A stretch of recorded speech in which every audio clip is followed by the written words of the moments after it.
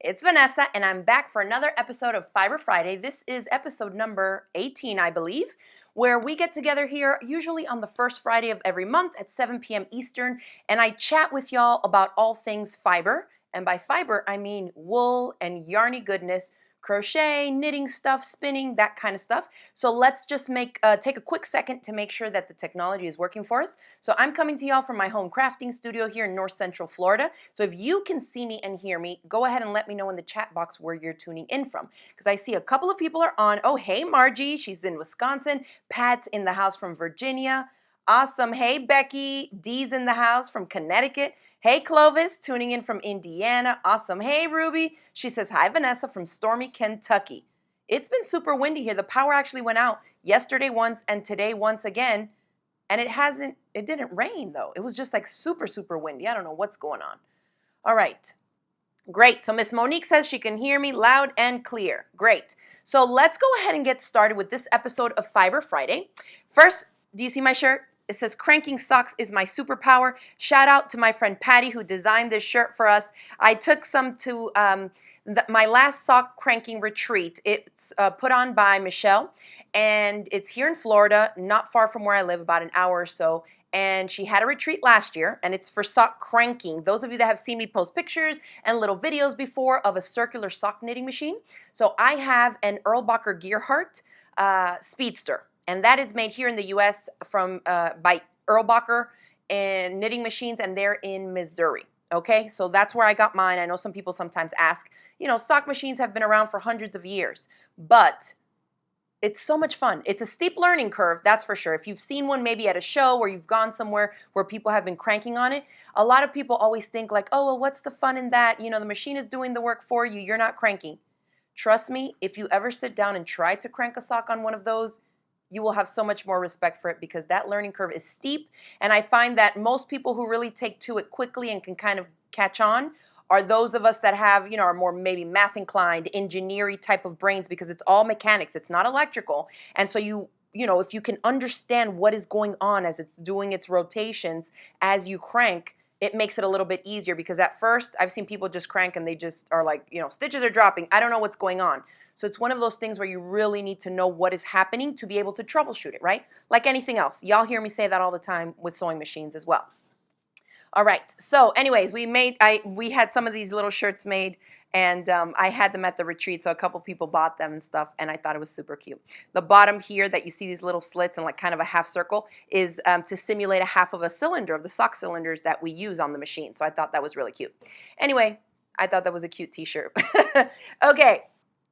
Yes, Susie says better than being a cranky sock knitter. This is true. We crank on the machine, but we're not cranky. It's a lot of fun. So let's go ahead and give them the over-the-shoulder shot so they can see the socks that I cranked at that retreat. So, no, I haven't lost them in the wash. I just haven't finished cranking out the matching pair. So let me show you what I was able to do that weekend. I was trying to figure out my ribber.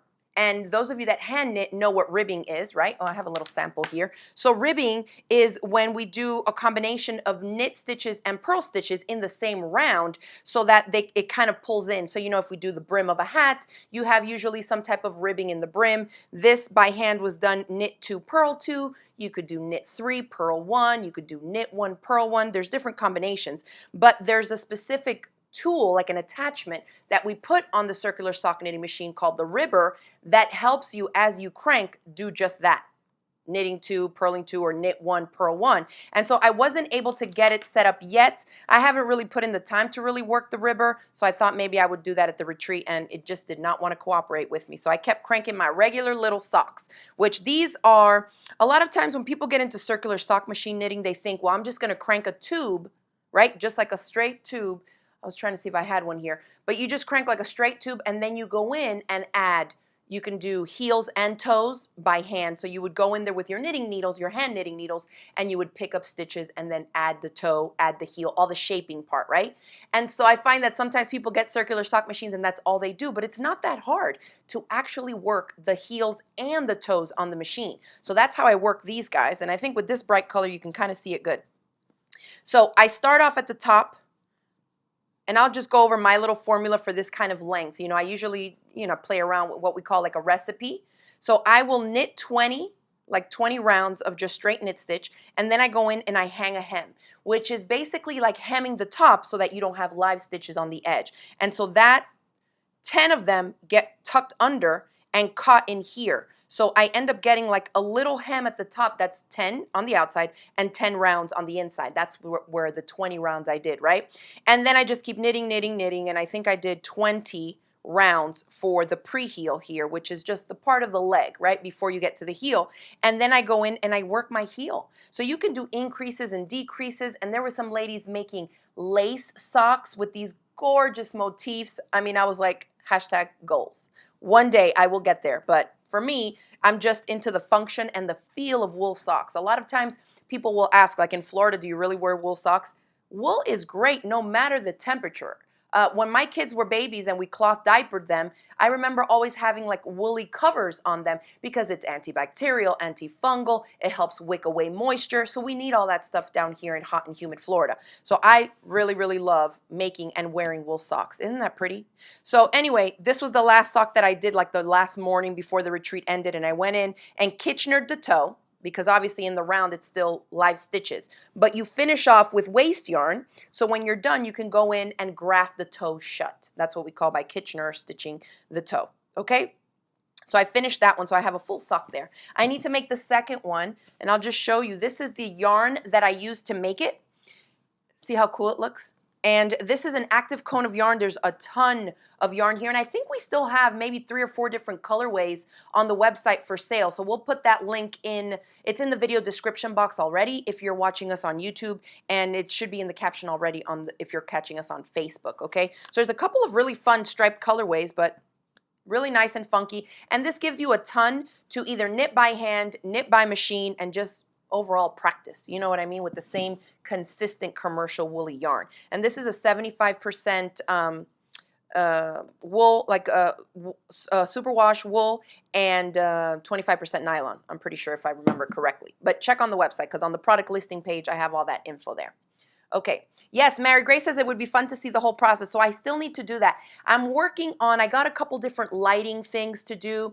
It's kind of a weird machine to film, because everything that's going on, like the needles and the cylinder and the slots and stuff, are really small. So you kind of need to have multiple angles set up to like a close-up shot and then further away. You got to be like, zoom in, this is what you need to lift, and then zoom back out so you see the full picture. So it's a little tricky, and I haven't yet mastered how to film that. But on Instagram, if you follow me on Instagram at Crafty Gemini, you know where you have like little albums? I have an album for CSM knitting, circular sock machine knitting, and you can go through there and all the video clips and pictures and socks that I've made, you can see them to get a better idea of how the machine works, okay? All right, thank you. Audrey says, I love your colorful socks. So do I. I love it when you see a little pop of them sticking out. Or if I make taller ones, I'll wear them like over top of the bottom part of my leggings with some cute sneakers, and that way you can see them. Yeah, anyway, so this is one sock, and this is in my size. I wear a women's size 11. Now, my husband wears a men's size 11, and he has super wide feet. I have wide feet, not as wide as his, but both of my kids have super big feet. My daughter's 11, and she wears a women's size 11 already, like me. So being able to make us really big, good socks, you know, large, wide to accommodate their feet is something that is one of the reasons why I got that machine, because I want to do more of that, okay? But let me just show you. So I did one sock. I need to make the matching buddy to go with that one.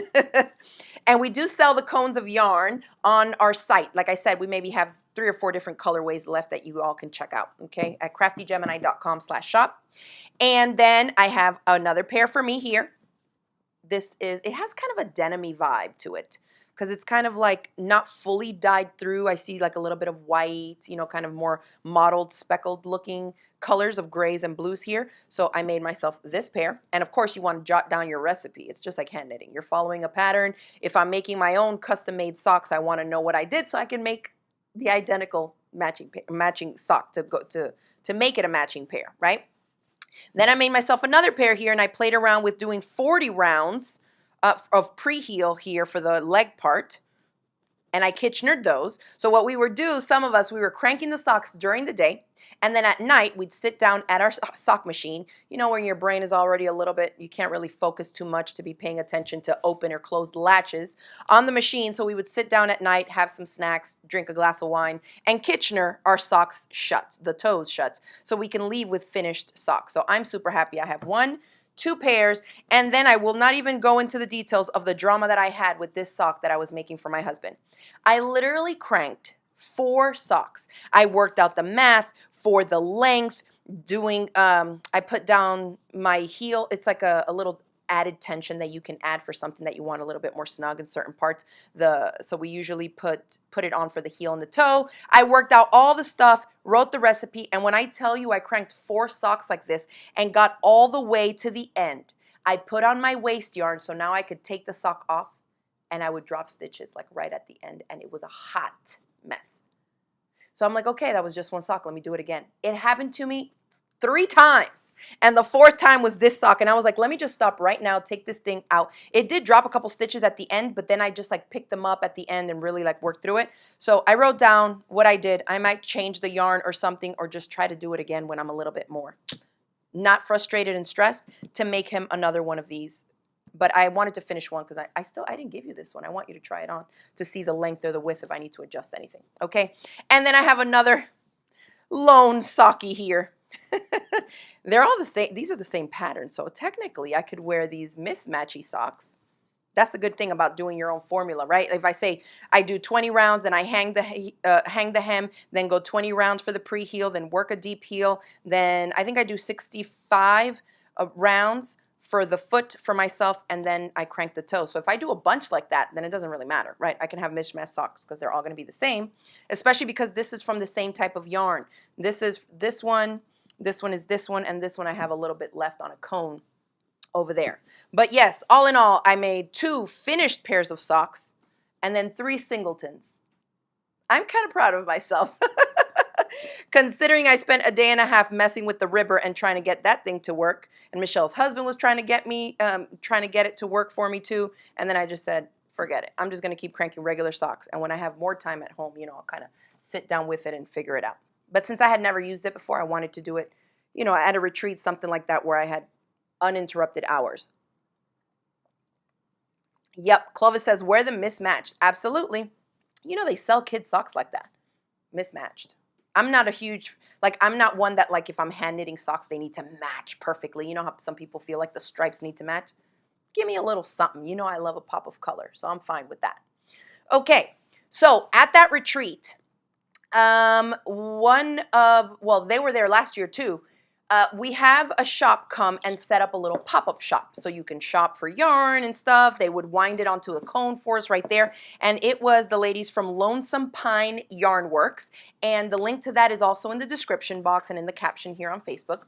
And it's funny because I had bought a cone from them at last year's retreat. Well, I bought 2 cones. One I made, you probably have seen it, those hot pink socks that have the lime green toes and heels. That was super cute, and that was yarn that I got from them last year. Well, then I had also bought this cone, and they wound it last year for me, and I didn't touch it again until this year's retreat. So I was showing it to her like, look what I brought. So I did actually crank another pair of socks. It's just that I wore them the next morning because they matched my shirt. So this aqua and blue, so I did crank out another pair of socks. So add that to the bundle. So this is what I have left over. I could probably make maybe really shorty socks out of this, like a pair of really shorty socks, because the socks I made weren't too tall either. But again, that's Lonesome Pine Yarnworks, and they are a hand-dyed yarn company. She sells a lot of cute stuff, so I just wanted to share that as part of the haul because I got that last year, but I did make some socks. This year, I got this gorgeous skein. I'm obsessed with these colors. And I think she called it that this, yes, it's the colorway says Hot Socks 2023. So she puts together like a one-of-a-kind colorway for the Hot Socks Crankin' retreats. So last year, the color of that retreat was that hot pink one that y'all have probably seen before on a previous Fiber Friday episode. And then this one, look at this. And it's funny because when she opened it up like this, I thought, does this have that strip of color that I need for that puddle wrap? Remember last Fiber Friday that I told y'all I had bought this pattern online for this super cool wrap that required yarn to have like a 10 to 15 inch chunk of a contrast color or whatever.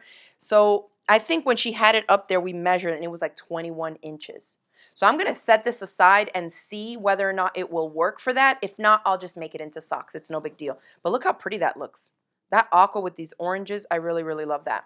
And so again, the colorway for this was Hot Socks 2023. I'm not sure if she sells it separate, but it's a 75% superwash merino wool for making socks, right? And then 25% nylon. 463 yards, and it's fingering weight 100 grams. So pretty typical specs for a sock weight yarn. Ooh, but those colors though, look at that. Yeah, so I'm kind of obsessed and I'm glad I grabbed that. So I bought that this time. Then my daughter has said that she wanted me to make her a pair of socks. Well, she picked out from my stash another yarn that looks like this. And if I give y'all a close-up, you'll see that it has the speckles in it. You know we love that stellina. You see that bling all throughout there? And so I have one similar to this in my stash, but when I read the tag on it, it doesn't have any nylon. So I told her, you know, this is better suited for something that's not going to need to put up with the wear and tear of a sock. So that's why we usually use a sock yarn that has some nylon in it so it can put up with the wear. So when I was at the retreat and the girls had this colorway with the shimmer the same, and they dyed it super cute and on that same base, the superwash merino with the nylon, I had to grab it. So the colorway on this is Coal Miner's Daughter, and it's a 75% superwash merino wool, 20% nylon, and 5% silver stellina.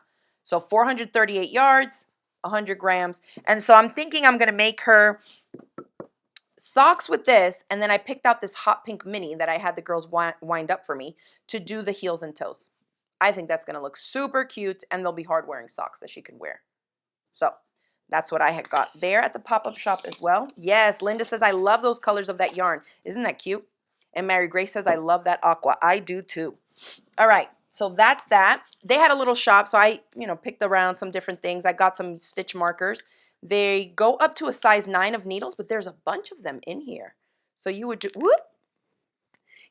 loop them over, like slip them onto your knitting needles. And I love these type where they're just round, metal, and they have a little pop of a little bead. Some of them are pink, and I have one thrown in there that's a white bead.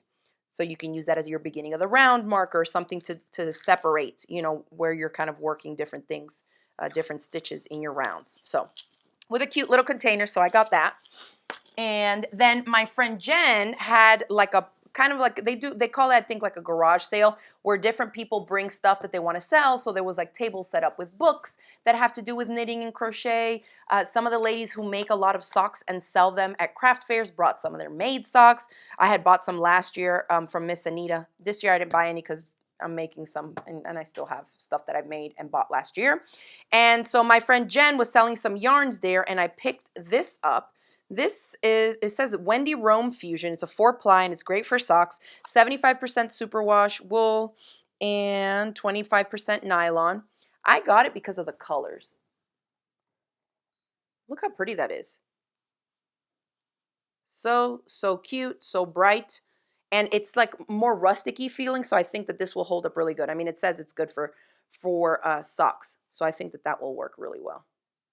So anyways, I bought that one skein from her because I can definitely see myself making myself some funky little socks with that.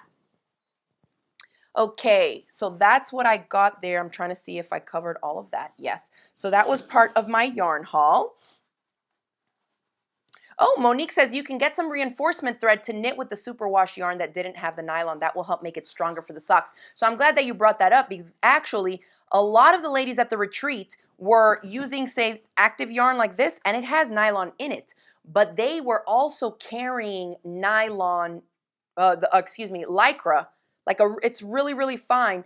And they were carrying it together with this to add some added reinforcement. I know some of the ladies mentioned that they were using it because it makes it a more tighter fabric, like more dense, or if they have narrow feet. One of the ladies was saying that she has really narrow feet, so when she makes her socks, even at the tightest tension that she can get away with on her machine, when she adds the lycra with the yarn, it makes it tighter, like a tighter fabric, so it's more snug up against her feet. So I love, hand crafts. There's so many things that you can do to, tweak something one way or the other and make it work for you and for your body. So there's nothing like making your own stuff. I love it. All right, so that's that. Then on my list, I have, oh, I'll show y'all this yarn. We just added some of these to the shop. I have been looking around. For those of you that have been watching us for a while here with Fiber Friday, you know that I am, well, we have the pattern done already, working on setting up a knit along for y'all on how to knit socks, right? But it's kind of a beast to learn how to knit socks on fingering weight sock yarn. It's so fine. You feel like you're going forever and ever and it doesn't move along. So what we did was designed a little pattern to make kind of comfy house socks with worsted weight yarn. And so we've been shopping around, doing our research, looking to see what type of yarn we could use for this project that we could either kit up or that we could send y'all to so that you can get. So this is one of the samples. And this is, and I'll tell you now, it's EYB Yarns. It's called Fair Isle. It's a superwash Australian wool blend. And again, 75-25. So 75% wool and 25% nylon. So we already know good for hard wearing stuff. The ball though, this cake, one, you don't need to wind it up on a Swift, right? It doesn't come like this, where you have to put it on a Swift or on the backs of two chairs or on somebody's hands for them to hold up like this for you so you can wind up, okay? So you can start knitting from it just as it is in a cake, which I love, especially for classes, for knit-alongs. I love to have my students, you know, get your needles, grab your ball of yarn, and let's go, okay? And so the cake itself is 150 grams. So if you know worsted weight yarn, this is what CYC classification, excuse me, number 4.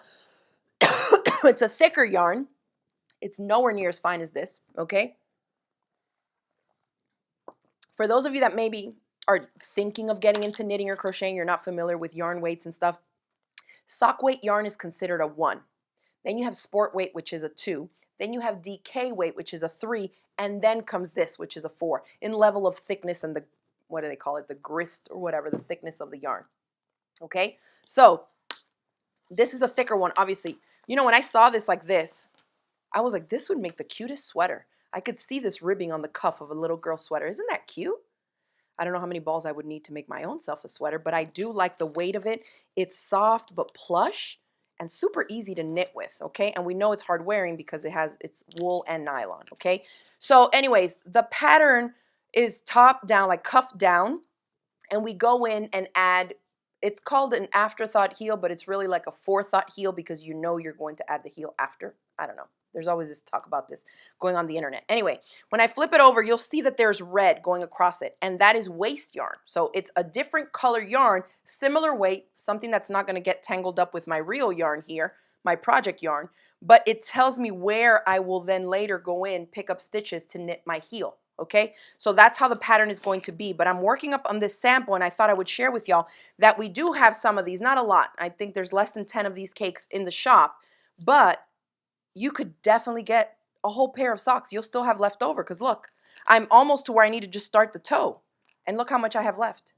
So this is going to be great to have on hand to make like worsted weight socks because you only would need the one ball. So anyway, that's what I'm playing with. If anybody's interested in that, we do have it in the shop, craftygemini.com/shop, and we have a whole sub menu there for knitting and crochet. That's where you'll find it, but it's also in the link for this episode, okay?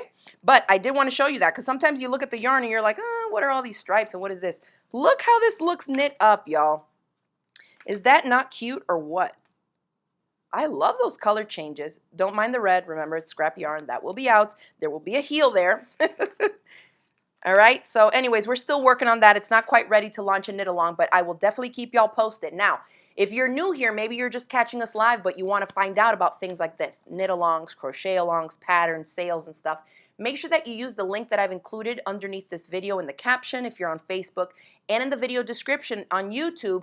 It has the link where you can sign up to join our email newsletter that is specific to all my fiber stuff. So not sewing and quilting, that's like my general list. But if you're interested in yarny stuff, you want to get on that newsletter because that's where I will send out the blast, letting you know, whatever the next knit along and crochet along is, okay? Yes, Mary Grace says, oh, very nice worsted. I think so. I mean, it's so hard. Like we try to squish things on camera so you can see how plush and plump it is. It's so good and so pretty. This kind of periwinkle color, it looks maybe a little bit more gray on camera, but it is so cute. I love it. And really good stitch definition, like the twist in the yarn those knit stitches look really good. All right, anywho, moving right along. I wanted to share that with y'all because if you're looking for stuff like that with worsted weight yarns, usually you find 100 yarn, 100 yarn grams. Wow, 100 gram yarn, and that one cake has 150 grams. So it's not the usual 3.5 or 4 ounces. It's 5.6 ounces of yarn in one cake. So I thought that was great. All right, next up.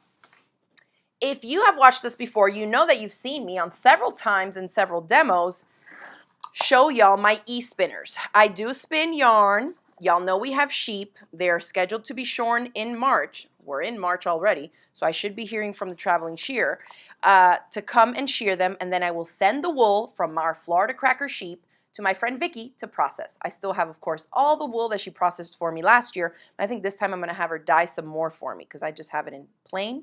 And then she did dye 2 smaller braids for me. But I had decided to buy another, these are electric eel wheels. And I wanted to show you, I know y'all have seen me demo how I spin on the EEW 6.0. It's this guy. And then Maurice over at Dreaming Robots is the engineer, the designer, and the owner of Dreaming Robots, the company. He came out with an EEW, so Electric Eel Wheel Nano 2.0. I think that's kind of how he started, was with the Nano 1. And then he makes, changes to it, improvements and all that. And so last year when he pitched this one on his Kickstarter campaign, I ordered it. So I got it last year, right? Because this is March. I think I got it at the end of last year. And y'all have seen me spin on this guy. But I wanted to show you the difference in size because although this 6.0 is super portable, look at this bitty guy next to it. Oh my gosh. So I got another one of these guys because I'm going to use one to ply my yarns and then keep another one with a bobbin like just to be spinning. And it actually came, I have the box here of the second one. So these guys, 2 of these is still cheaper than my my Shacked Ladybug, which is, a double treadle wooden, like cutesy but beginner spinning wheel that I have out in my living room. It's portable enough to take to classes, but it ain't portable like this portable. This is like, I'm in the car. I saw somebody post online, they have little suction cups right here, y'all. And I had seen a picture or video or something. Somebody stuck this to the window, the passenger side window, and her husband was driving and the lady was just like spinning like up at the window. I was like, yo, this is wild, because you can also connect it with those little charger packs that you might use for your cell phones. USB, and then plug it with the little cord, and you can plug it right in and have it be hooked up, running off a portable battery pack. So I'm obsessed with this little guy. I did take it to my retreat. You can get, I think Vicky told me 2 ounces of fiber on here, which is a good bit for a little teensy bobbin like that. But I just wanted to show y'all the size difference for those of you that maybe think you might want to try out spinning and you're not going to spend, over $1,000 or so for a wooden one. If you're looking for something that is an e-spinner in an affordable range, this one I think is like $120 something, and like you literally would be off and running spinning yarn. That's wild. This one I think was closer to 300, but like 280, something like that. Yeah, 289 for this guy. So that's what I say. Like I have 2 of these, and 2 of them is still cheaper than a regular wheel. And they were super portable. I mean, come on.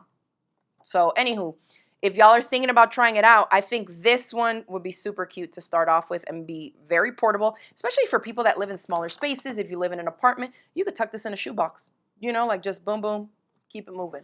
And it comes with the bobbins taken apart so that you build them together, the center piece here and then the 2 end pieces, and you load it up here. And even the wires, this is it. An on and off button. I mean, it's great. I really wish that I would have started off with an e-spinner. I think for beginners, just removing that part of treadling, and that way you could focus more on the actual drafting and spinning, I think would have been really helpful for me, because instead I took people's recommendations and started off with a spindle. 10 out of 10, do not recommend. All the spindle spinners out there are going to be like, what is she talking about? 10 out of 10, do not recommend. Okay, Becky says if you're spinning in your car, you might be addicted. Just a tad, perhaps, maybe, All right. Yes, Mary says, I really want to learn to knit socks. Awesome. Well, make sure you're on our email list, because when this knit along comes out, And when I tell you this is done in no time because it's worsted weight yarn, it's a thicker yarn, you're using bigger needles, you're gonna whip through it, but my point with this pattern and this knit along is going to be to walk you through the components of making what I would consider the most beginner friendly sock, okay? And so that then once you get it down, you make a pair and then you can, you know, go down in the thickness of the yarn that you're using and make real socks that you would put in your shoes, right? In sneakers. This is too bulky. I would not wear that, you know, with my regular sneakers. Okay. All right. Great. Next. Boom, boom. Oh, my ranunculus progress. Some of you have chimed in and sent me messages saying, are you going to show the ranunculus progress or the ranunculus unprogress? I haven't done much, y'all. Well, I will say I have used up almost the whole ball. This is what I have left from this. So, I mean, if you think about it, I worked out the math really good because I think I set aside 3 or 4 balls of this and it should get me there just fine. So one of these 50-gram balls has gotten me all the way from the neck to the yoke to separating for the sleeves. Now, the reason I'm stuck here is not that I've reached the point that I don't know what to do. It's that I've reached the point of too many choices. Can you relate? So the pattern has options for short sleeves, long sleeves, and then of course online, because people have been making this thing for like 5 years and have hacked it every which way imaginable, they're like, you can just bind off the stitches. Some people are like, I do a little bit of ribbing. I do ½ inch of ribbing. I do 1 inch of ribbing. I do this, I do that. So I'm still trying to figure out, even though I did say last time we were on here, last Fiber Friday, number 17, that this was kind of a prototype before I decide to use my really good yarn that was like silk and stuff and super expensive. But I need to figure out what I'm going to do because I have my markers in here for my sleeves. Boom, boom. This is one sleeve and marker to marker here. Another sleeve. And I need to figure out what I'm going to do. So I have a little bit of a job this weekend to watch a couple of YouTube videos and see how they look like when people say what they did and then show you what it looks like so that I can decide and then I shall move on and continue knitting my ranunculus. This yarn, I mentioned it last episode, but I'll say it again in case any new people are tuning in. I got this from Knit Picks. Super affordable. It's called Palette, and it's fingering weight yarn at 231 yards, 50 grams per ball. And you can see one ball got me all the way to here, okay?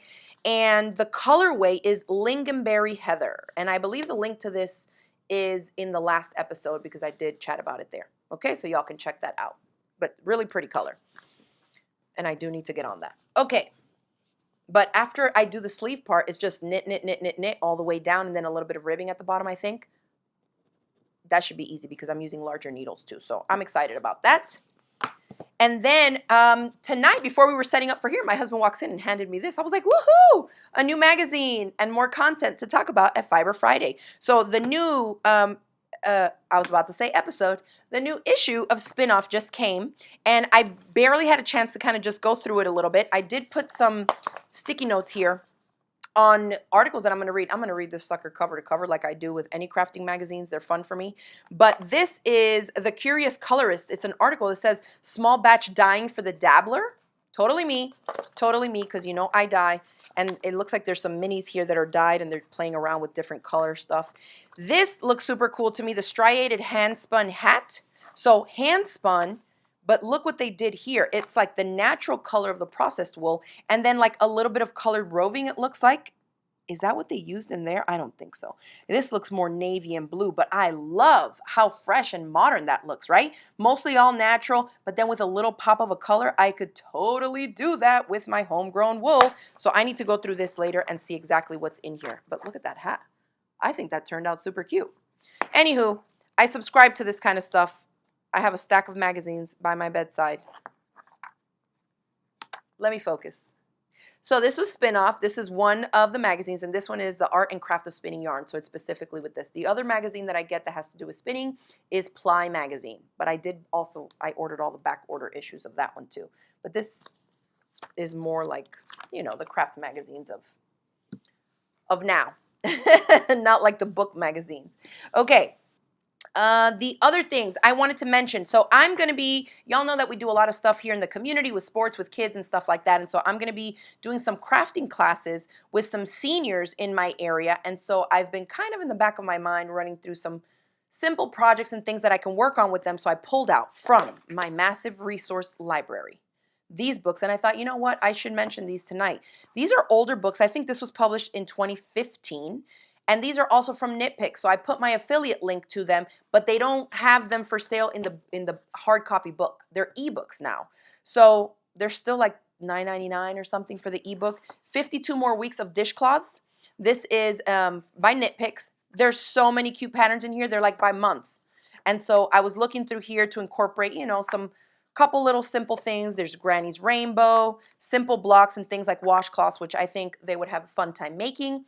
Would be relatively quick and easy and something that they could use when they take it home. So I'll be doing that. And the other one is Clean and Crafty, dishcloths for all seasons. And I can't remember if this is the one that has some crochet in it. It might be in another book. Let me see. Because some of them are, I think this book is all knitting. Maybe not.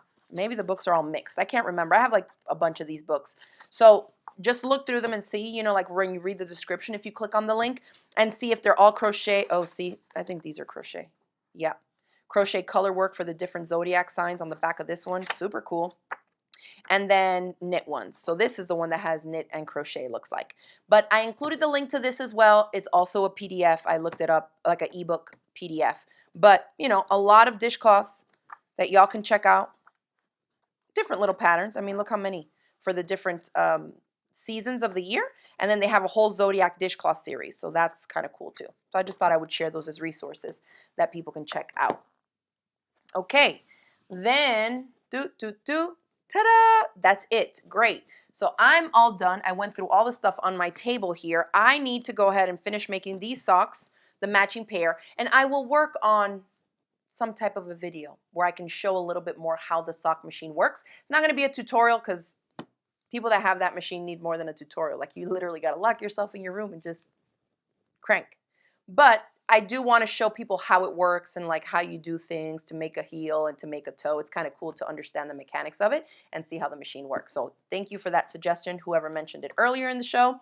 And that's going to be it for tonight, y'all. Thank you for tuning in to another episode of Fiber Friday. I hope y'all enjoy your weekend. I will be back in April because we do Fiber Fridays on the first Friday of every month. So if there's something that you want to recommend that maybe I should check out or share with other viewers here who love all things yarny and fibery, feel free to shoot me an email. You can also leave me a comment in the chat here and I will check it out as we prep for the next show. All right? Thanks again. Enjoy your weekend and I will see y'all next time.